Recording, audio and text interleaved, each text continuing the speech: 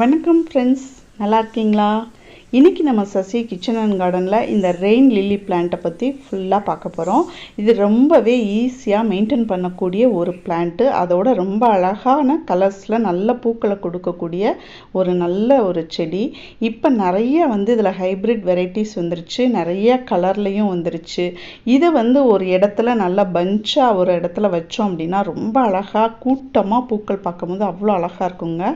இதை நம்ம தொட்டிலையும் வச்சு டெரஸ் கார்டன் வச்சுருக்கவங்களும் மாடியில் பால்கனிலெல்லாம் வச்சு வளர்க்கலாம். இதில் பார்த்திங்கன்னா அதை அந்த செடியோட மண் பகுதியில் 1 இன்ச் அகலத்துக்கு விட்டுட்டு அதுக்கப்புறம் நல்லா அந்த மண்ணை தோண்டிட்டு அதுக்கப்புறம் பைய அந்த கிட்டக்க போய் தோண்டினோம் அப்படின்னா உள்ளே நம்மளுக்கு வெங்காயம் வெள்ளைப்பூடெல்லாம் வச்சோம்னா வரும் இல்லையா, அதே மாதிரி தான் உள்ள கிழங்கு மாதிரி வந்திருக்கும். அதுக்கு இங்கிலீஷில் பல்ப் அப்படின்னு சொல்லுவோம். அந்த மாதிரி ஒரு வெரைட்டி தான் இது. புல் வகை மாதிரி இருக்கும், நல்ல சல்லி வேர்கள் தான் இருக்கும். நிறைய கீழே இருந்து அந்த இலைகள் புல் மாதிரி அப்படியே வளர்ந்துருக்கும், பூக்கள் நல்லா பூக்கும். ஸோ இந்த கிழங்கை எடுத்து தான் நம்ம புதிய பிளான்ட் வைக்கணும் அப்படின்னா அந்த மண்ணை தோண்டிட்டு கீழே இருக்க கிழங்கை எடுத்து அதில் நம்ம தொட்டியில் ஊண்டி வச்சோம் அப்படின்னா சூப்பரான புது பிளான்ட்டு ஈஸியாக நம்மளே நம்மள்ட்ட உள்ள பிளான்ட்ஸில் நம்ம ப்ராபகேட் பண்ணிக்கலாம். ஸோ இன்றைக்கி அதிலேருந்து எடுத்த 3 கிழங்கு வச்சு புது தொட்டியில் நம்ம சாயில் மிக்ஸ் பண்ணி வச்சு அதில் நம்ம அதை ஊண்டி வைக்க போகிறோம். ஸோ அதுக்கு என்னென்ன மாதிரி சாயில்லாம் அதுக்கு கலக்கணும் அப்படிங்கிறத நம்ம பார்க்குறோம். இதுக்கு நம்ம பொதுவாகவே நம்ம வீட்டில் புதுசாக ஒரு பிளான்ட் வைக்கணும் அப்படின்னா நம்ம இந்த மாதிரி இந்த இதுக்கு தேவைப்படுற எல்லா பொருட்களும் நம்ம ரெடியாக வச்சுருந்தோம் அப்படின்னா டக்குன்னு எல்லாத்தையும் மிக்ஸ் பண்ணி நம்ம உடனே புதுசாக ஒரு சாயில் மிக்சர் ரெடி பண்ணி அப்படியே நம்ம வச்சிடலாம். காமனாக யூஸ் ஆகிற திங்ஸ் தாங்க இது எல்லாமே. உங்களுக்கு ஈஸியாக கிடைக்கக்கூடிய பொருட்களாக தான் இருக்கும். மண்புழு உரம், அதுக்கப்புறம் தேங்காய் நார் கழிவுகள், அப்புறம் சாண உரம் இருக்கு இல்லையா, தொழு உரம்னு சொல்லுவோம் அது, காய்கறி குப்பை, அப்புறம் மணல், அதுக்கப்புறம் நம்ம தோட்டத்து மண். இதுதான் நம்மளுக்கு தேவைப்படக்கூடிய பொருட்கள். அதாவது நம்ம ஒரு செடி வைக்கணும், விதை போடணும், புதுசாக ஒரு பிளான்ட் மண்ணில் ஊண்டி வைக்கணும்னா நம்மளுக்கு தேவைப்படக்கூடிய பொருட்கள் இவைகள் தான். நீங்கள் இன்னொன்று முக்கியமாக பாயிண்ட்ஸ் பார்த்துக்கோங்க. இந்த க்ளவுஸ் ஆன்லைனில் நல்லா கிடைக்குது. இதை யூஸ் பண்ணி நீங்கள் தோட்ட வேலைகள் பார்த்தீங்கன்னா அந்த ஃபங்கல் இதெல்லாம் கையில் நம்மளுக்கு இது பண்ணாமல் அஃபெக்ட் பண்ணாமல் இருக்கும். ஸோ இப்போ நம்ம இந்த பிளாஸ்டிக் டப்பு ஒன்று வாங்கி வச்சுட்டோம் அப்படின்னா இந்த சாயில்லாம் மிக்ஸ் பண்ணுறதுக்கு அது ரொம்ப யூஸ்ஃபுல்லாக இருக்குது. இப்போ நம்ம இந்த தொட்டி செலக்ட் பண்ணுறது பார்த்திங்கன்னா கொஞ்சம் 1 அடி ஆழம் உள்ள 1.25 அடி அகலம் சதுரப்பட உள்ள தொட்டி தான் நாங்கள் எடுத்திருக்கோம். பார்த்திங்கன்னா 1 அடி உயரம் இருக்கும், அகலம் நீளம் பார்த்திங்கன்னா 3/4 அடி இந்த மாதிரி இருக்கும். பார்த்திங்கன்னா தெரியும். இதில் ஹோல்ஸ் இந்த அளவு இருக்கணும். அதை பார்த்து வாங்கும் போதே இந்த மாதிரி பார்த்து வாங்குங்க. இந்த சின்ன தொட்டியாக இருந்தாலும் 15 ஹோல்ஸ் இருக்குது. கீழே பார்த்திங்கன்னா எட்ஜஸ் 4 குமிழ் வச்ச மாதிரி இருக்கும்போது நீங்கள் தொட்டியை தரையில் வைக்கும்போது அது ஒரு 1 இன்ச்சுக்கு 1.5 இன்ச்சுக்கு தூக்குன மாதிரி இருக்கும். ஸோ ஃப்ளாட்டான இது வாங்கினீங்கன்னா தண்ணி வெளியேறினாலும் அது ஈரம் அப்படியே பார்த்துட்டே இருக்கும். ஸோ டெரஸ் கார்டன் வைக்கிறவங்க அது ரொம்ப முக்கியமாக பார்த்து வாங்குங்க. தொட்டி செலக்ட் பண்ணும்போதே கீழே குமிழ் இருக்க மாதிரி பார்த்து வாங்குங்க. அந்த குமிழ்லையும் அந்த ஹோல்ஸ் இருக்கணும். சப்போஸ் ஹோல்ஸ் இல்லை அப்படின்னு வாங்கிட்டீங்க அப்படின்னா நீங்கள் நல்ல ஒரு கம்பியை நம்ம அடுப்புலையோ உள்ள நெருப்பில் நல்லா காட்டி அதை நல்லா ஹீட் பண்ணிவிட்டு நம்ம இதுக்குள்ளே நம்ம நம்மளே ஹோல்ஸ் அதிலே போட்டுடலாம். ஸோ நல்ல ஹோல்ஸ் இருக்கணும். அப்போ தான் தண்ணி தேங்காமல். மெயின் ப்ராப்ளம் தொட்டியில் வைக்கிற செடிகளுக்கு தண்ணி தேங்குறதான், அதுதான் மெயின் ப்ராப்ளம். ஸோ தண்ணி தேங்காத அளவுக்கு ஹோல்ஸ் இருக்கிற மாதிரி பண்ணுங்கள். அப்படி உயரம் இல்லாமல் தரமட்ட ஃப்ளாட்டாக இருக்கிற மாதிரி பேஸ் அந்த தொட்டியோட அடிபாகம் ஃப்ளாட்டாக இருக்கிற மாதிரி வாங்கிட்டிங்கன்னா செங்கல் வச்சு அது மேலே அந்த தொட்டியை வைங்க. அதுக்கப்புறம் நம்ம மெயினாக இன்னொரு விஷயம் பார்க்குறது என்னென்னா தோட்டம் மண் எடுக்கிறதுல அந்த கல், அப்புறம் கண்ணாடி கிளாஸ் இருக்கலாம், பிளாஸ்டிக் கிடக்கலாம், வேறு என்ன மாதிரி இந்த மாதிரி நம்மளுக்கு இதில் கலக்கக்கூடாத மாதிரி இருந்துச்சுன்னா அதையும் எல்லாத்தையும் எடுத்துட்டு நல்லா கட்டிகள் இல்லாமல் இந்த மாதிரி நல்லா உடைச்சி உதுத்து விட்டுக்கணும். அந்த மாதிரி வச்சு பொழுப்பாக ஆக்கி வைக்கும் போது தான் அந்த செடி ரொம்ப நல்லா ஹெல்த்தியாக வளரும். ஓகே, வாங்க நம்ம இப்போ கலவையை பார்த்துடலாம். நம்ம ஃபஸ்ட்டு 1 கப்பு மெஷர்மெண்ட்டுக்கு எடுத்துக்கிறோங்க. அந்த கப்பில் தான் எல்லா அளவுகளும் நம்ம சொல்கிறோம். 1/2 கப்பு மண்புழு உரம் போட்டிருக்கோம். இது பெர்லைட்டு. நான் அடினியம் வீடியோலேயே சொல்லியிருப்பேன். பெர்லைட்டுங்கிறது எரிமலை குழம்புலேருந்து கிடைக்கிற வைக்கிற ஒரு பொருள். இது வந்து நல்லா வந்து தண்ணியை பிடிச்சி சேமித்து வச்சுக்கிற கேரக்டரு. அதோட வேர்களுக்கு நல்ல காற்றோட்டத்தை கொடுக்கும். இது இருந்துச்சுன்னா நீங்கள் யூஸ் பண்ணலாம், இல்லைனாலும் பரவாயில்ல. அதுக்கப்புறம் நம்ம சேர்க்குறது வந்து அரை கப் மணல்.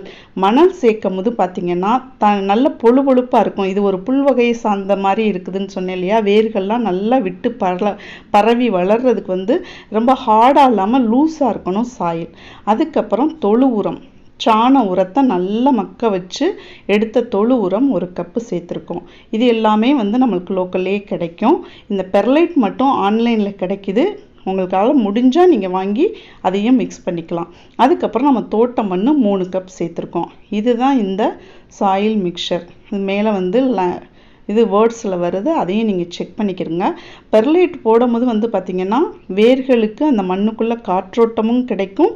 அது தண்ணியை வந்து ஈஸியாக வெளியேற்றிக்கிடும். அதே நேரம் தேவையான அளவு தண்ணியை பிடிச்சும் வச்சுக்கிடும்.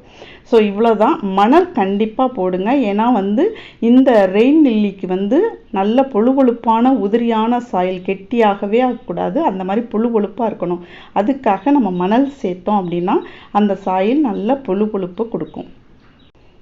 இதை நல்லா வந்து எல்லாத்தையும் நல்லா மிக்ஸ் பண்ணிக்கிடணும் ஃபுல்லாக. நம்ம இதுக்கு தான் வந்து கை யூஸ் பண்ணாமல் இந்த க்ளவுஸ் போட்டுட்டு கை யூஸ் பண்ணோம்னா ரொம்ப நல்லது. அதுக்கப்புறம் இது வந்து ஃபங்கல் பவுடர். இது வந்து ஃபங்கல் இன்ஃபெக்ஷன் எந்த ஒரு நீங்கள் செடி வச்சிங்கனாலும் இதை யூஸ் பண்ணுங்கள். ஃபங்கல் இன்ஃபெக்ஷன் இல்லாமல் செடி நல்லா ஹெல்த்தியாக வளர்கிறதுக்கு யூஸ்ஃபுல்லாக இருக்கும். அது ஒரு 2 டேபிள் ஸ்பூன் போட்டுட்டு அதையும் நல்லா மிக்ஸ் பண்ணி விட்டுறணும். அவ்வளோதான், நம்மளுக்கு சாயில் மிக்சர் ரெடி ஆயிடுச்சு. அப்புறம் நம்ம தொட்டி எடுத்துக்கணும். தொட்டியில் வந்து பார்த்திங்கன்னா இந்த ஹோல்ஸ் இருக்கணும். அந்த ஹோல்ஸ் வந்து நம்ம வந்து டைரெக்டாக அப்படியே மண் அந்த நம்ம கலவையை போட்டுட்டிங்கன்னா அது போய் அந்த ஹோல் ஃபுல்லாக அடைச்சிட்டு அது வந்து தண்ணி வந்து வெளியே போக விடாது. அதுக்காக நம்ம வந்து அந்த ஹோல்லாம் வந்து லைட்டாக அப்படி கவர் பண்ணுற மாதிரி கொட்டாங்குச்சி இருக்கு இல்லையா, வீட்டில் தேங்காய் துருவுற கொட்டாங்குச்சியை நீங்கள் சேர்த்து வச்சுருந்தீங்கன்னா போதும். அதை வந்து உடைச்சி 2-3 உடைச்சி அதை வந்து கீழே இந்த மாதிரி போட்டோம்னா கவர் பண்ணிவிடும். அந்த ஹோல் வந்து கவர் ஆகணும். அப்படி இல்லைன்னா சின்ன சின்ன ஜல்லிக்கல்லுன்னு சொல்லுவோம் இல்லையா, குட்டி குட்டி கல்லுகள் அது கிடச்சிச்சினாலும் அதையும் கீழே வந்து ஒரு லேயர் மாதிரி போட்டு விட்டுட்டு அதுக்கு மேலே நம்ம மண் போடும்போது அந்த ஹோல்ஸ் வந்து அடைப்படாமல் தண்ணி ஈஸியாக வெளியேறும். பொதுவாக தொட்டி கீழே வைக்கிற செடிகளுக்கு தண்ணி ஓவராக நின்றுச்சு அப்படின்னா வேர் அழுகிடும். அதுக்காக நம்ம வந்து தண்ணி ஈஸியாக வெளியேற மாதிரி அந்த மிக்சரும் அந்த மாதிரி இருக்கணும். ஹோல்ஸும் ஈஸியாக அந்த மாதிரி வெளியேறக்கூடியதாக அடைக்காமல் இருக்கணும். அதை நீங்கள் அப்பப்போ கூட செக் பண்ணிக்கணும். வைக்கிற போது ஓகே, கொஞ்சம் நாள் ஆன பிறகு வேர்களே வளர்ந்து அந்த ஹோல்ஸை வந்து பார்த்திங்கன்னா அடைச்சிருக்கும். அதெல்லாம் நம்ம அப்பப்போ செக் பண்ணிக்கிட்டு அந்த ஹோல்ஸை வந்து ஒரு கம்பி வச்சு அந்த ஹோல்ஸை கிளியர் பண்ணி விட்டு தண்ணி வெளியேறுதா அப்படின்னு நம்ம செக் பண்ணிக்கிட்டோம்னா தான் நல்லது. ஸோ நாங்கள் எடுத்திருக்க அந்த கிழங்கு பார்த்திங்கன்னா அந்த வெங்காயம் மாதிரி இருக்குது பாருங்கள், அதுலேருந்து மேலே வெங்காயம் முளைக்கிற மாதிரியே இருக்குது பாருங்கள் பார்க்கும்போது. இதுதான் அந்த 3 இது நம்ம எடுத்திருக்கோம். இதைத்தான் இன்றைக்கி இந்த பாட்டில் ஊண்டி வைக்க போகிறோம். சின்ன சின்ன சல்லி வேர்கள் தான் இருக்கும். இதில் வந்து சல்லி வேர்கள்னு நான் சொல்கிறது வந்து சயின்டிஃபிக் டேர்ம். ஸோ வந்து குட்டி குட்டி வேர்கள்னு சொல்லுவோம், ஆணி வேர் சொல்லுவோம். பெரிய மரங்கள்லாம் வர்றது ஆணி வேர். இதெல்லாம் வந்து சல்லி வேர்கள் அப்படின்னு சொல்கிறது. ஸோ வந்து நம்ம பாயிண்ட் அவுட் பண்ணிக்குவோம். 3ம் வந்து ஒரே தொட்டியில் தான் ஊண்ட போகிறோம். இது நான் சொன்ன மாதிரி பஞ்சாக வைக்கும்போது உங்களுக்கு வந்து நிறையா ஒரே தொட்டியில் வளர்ந்து பூக்கும் போது அவ்வளோ அழகாக இருக்கும். இப்போ நம்ம வந்து இந்த 3ஐயும் ஒரே தொட்டியில் தான் வைக்க போகிறோம். இந்த மாதிரி இன்ஸ்ட்ருமெண்ட்ஸ் எல்லாம் வாங்கி வச்சுக்கிட்டிங்கன்னா நல்லா யூஸ்ஃபுல்லாக இருக்கும். நான் இந்த கிட் பாக்ஸ் கூட லாஸ்ட் வீடியோ போட்டிருக்கேன், நீங்கள் செக் பண்ணி பாருங்கள். மினி கிட் பாக்ஸ் மாதிரி அமேசானில் கிடைக்குது. நல்லா இருக்குது அந்த கிட்ஸ், ரொம்ப யூஸ்ஃபுல்லாக இருக்குது. எப்போதும் நம்ம செடி வைக்கும் போதும் சரி, இல்லை வந்து விதை போடும் போதும் சரி, இந்த மாதிரி கிழங்கு வகைகள் ஊண்டி வைக்கும் போதும் நம்ம வந்து தண்ணி முதல்ல விட்டுறக்கூடாது. முதல்ல மணல் போட்டுட்டு, அதாவது நம்ம கலந்து வச்ச கலவை போட்டுட்டு அதுக்கு மேலே வந்து நம்ம வந்து செடிகளையோ இல்லை விதைகளோ நம்ம ஊண்டி வச்சுட்டு, விதைகள் ஊண்டி இருந்தோம் அப்படின்னா தண்ணியை தெளித்து விடணும். இந்த மாதிரி செடிகள்ங்கும் போது கப்பில் வந்து தண்ணி வச்சு ஊற்றி விடலாம். முதல்லையே வந்து கலவையை வந்து தண்ணி ஈரப்படுத்திட்டோம் அப்படின்னா இறுகிரும். அதில் நம்ம வந்து ஹோல்ஸ் இது பண்ணி நம்ம பொழுவொழுப்பாக அதை வந்து வைக்கிறது கொஞ்சம் சிரமமாக இருக்கும். ஸோ வந்து நம்ம வந்து முதல்ல கலவை போட்டுட்டு அதுக்கப்புறம் செடி இல்லை விதைகள் இதெல்லாம் போட்டுட்டு அதுக்கப்புறம் தண்ணி ஊற்றி செட் பண்ணோம்னா கரெக்டாக இருக்கும். அவ்வளோதான் ஊண்டி வச்சாச்சு. இது 3 வச்சுருக்கோம். இன்னும் நாளடைவில் இதில் புது புது கிழங்குகள், பக்க கிழங்குகள், இப்போ வெங்காயம்லாம் பார்த்திங்கன்னா ஒரு வெங்காயம் தான் ஊண்டி வைப்பாங்க. அது பார்த்திங்கன்னா ஒரு கொத்து வேர் பறிக்கும் போது பார்த்திங்கன்னா அவ்வளோ வெங்காயம் அதுலேருந்து குட்டி குட்டியாக வளர்ந்துருக்கும். அது மாதிரி அதே வெரைட்டி மாதிரி தான் இதுவும். ஸோ இப்போ 3 வச்சுருக்கோம். பின்னாடி நாளடைவில் அது எவ்வளோ வருதுன்னு பார்க்கலாம். இப்போ வந்து நம்ம தண்ணி ஊற்றி ஃபஸ்ட்டு செக் பண்ணிக்கலாம். தண்ணி எதுக்காக ஊற்றி செக் பண்ணணும்னு எதுக்கு சொல்கிறேன்னா, நம்ம ஊற்றுற தண்ணி வந்து கீழே தொட்டி வெளியே கீழே அந்த ஹோல்ஸ் இருக்கு இல்லையா, அது வெளியேறுதா அப்படிங்கிறத நம்ம வந்து கன்ஃபார்ம் பண்ணிக்கணும் ஃபஸ்ட்டு ஸ்டார்டிங்கில். இப்போ வந்து தண்ணியே இல்லை இந்த தொட்டியில். இப்போ தான் ஃபஸ்ட்டு நம்ம ஊற்றுறோம் அப்படிங்கிறனால 3 கப்புக்கு மேலே வாங்கிட்டு பாருங்கள், மேலே தண்ணியே நிற்கலை. அப்போவும் நம்ம ஊற்ற ஊற்ற உள்ளே வாங்கிட்டே இருக்குது. ஸோ வந்து தண்ணி எவ்வளோ உள்ளே உறிஞ்சிக்குதோ அந்த அளவுக்கு நம்ம தண்ணி விட்டுட்டு திருப்பி கீழே பார்த்தோம் அப்படின்னா வெளியே விட ஆரம்பிச்சிடும். எக்ஸஸ் வாட்டர் வந்து கீழே வரும். அது வந்த வரையும் நம்ம வந்து அது வரும் வரை நம்ம வந்து தண்ணி ஊற்றணும். இப்போ நம்ம ஊற்றிட்டே இருக்கும்போது கீழே காட்டுறோம் பாருங்கள் வெளியேற தண்ணியை.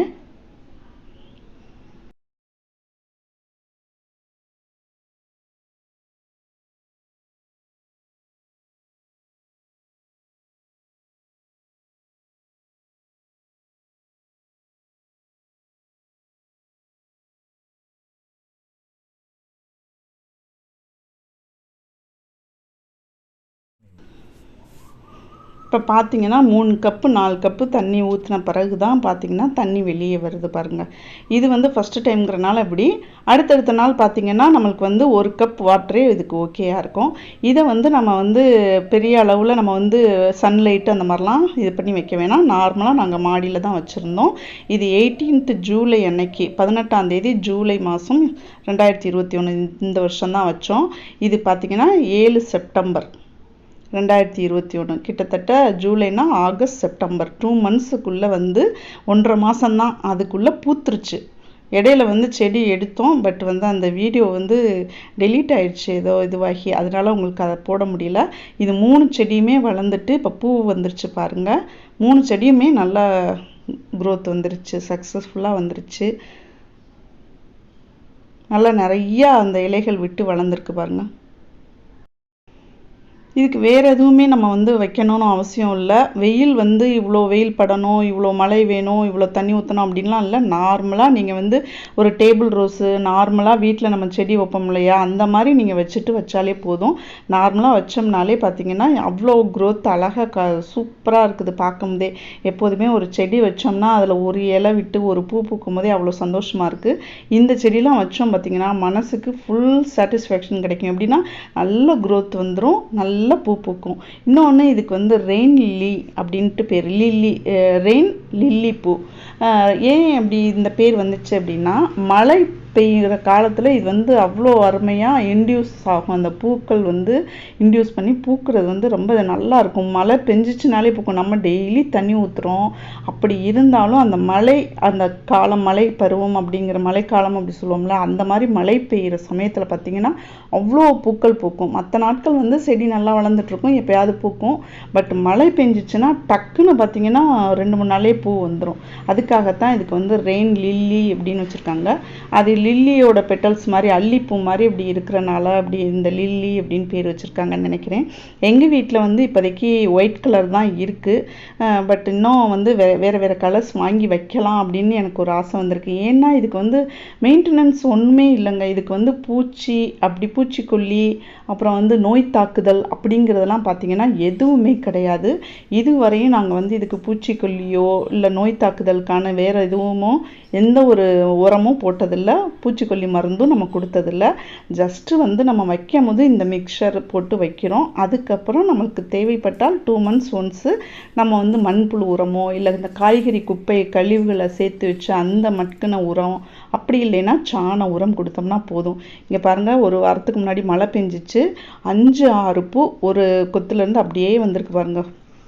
அவ்வளோ அழகாக இருக்கும் பார்க்கும்போது.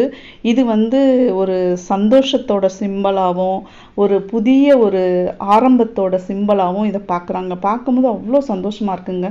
அந்த க்ரீனுக்கும் அந்த ஒயிட் லில்லிக்கும் நடுவில் இருக்க மகரந்தத்துக்கும் பார்க்கும்போதே நம்ம மனசுக்கு அவ்வளோ சந்தோஷத்தை கொடுக்குற இந்த லில்லி பூவை உங்கள் கார்டன்லேயும் வச்சு வளங்க ஃப்ரெண்ட்ஸ். ஏன்னா ஈஸியாக வைக்கலாம், ஈஸியாக வளர்க்கலாம், ஈஸியாக ப்ராப்பகேட் பண்ணலாம். மெயின்டெனன்ஸ் ரொம்ப தேவையே இல்லை. அதே மாதிரி வந்து பூக்களும் அதிகமாக பூக்கும். பார்க்கும்போது நம்ம கார்டன் வந்து நல்லா ஃப்ளவர் நிறைஞ்சு நல்லாயிருக்கும். இந்த மாதிரி பிளான்ட்ஸுக்கு நம்ம ப்ரிஃபரன்ஸ் அதிகமாக கொடுத்தோம்னா கார்டன் வந்து நம்ம ஈஸியாக மெயின்டைன் பண்ணலாம். வேலை பளு அதிகமாக இருக்காது. இந்த வீடியோ உங்களுக்கு ரொம்ப பிடிச்சிருக்கும்னு நினைக்கிறேன் ஃப்ரெண்ட்ஸ். தேங்க்யூ.